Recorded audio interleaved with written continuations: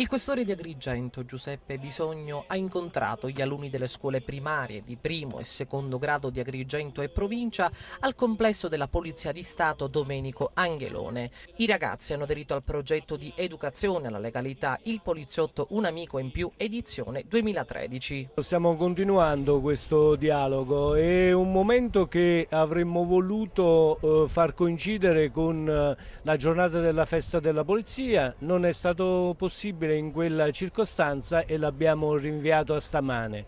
Per i ragazzi e per i giovani che hanno aderito con le loro scuole a questo progetto è la giornata conclusiva e quindi li abbiamo invitati a casa nostra e consegneremo degli attestati di partecipazione. L'iniziativa dal titolo Forza Fragilità, solo punti di vista, ha come tema la sensibilizzazione dei ragazzi all'importanza dei valori della tutela del dialogo, dell'interazione sociale e del coraggio di cui sono portatrici tutte quelle persone considerate secondo lo stereotipo sociale più deboli, come donne ed anziani, che invece si rivelano propulsori di energia e valida alternativa all'uso della forza e della violenza nel superamento degli ostacoli e delle difficoltà della vita.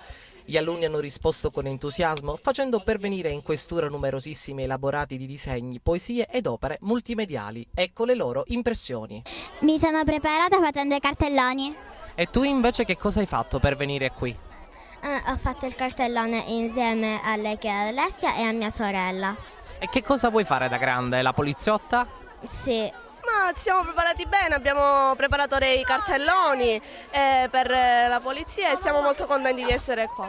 Da grande cosa vuoi fare? Io, l'assistente sociale. Abbiamo fatto un cartellone tutta la classe per riuniti.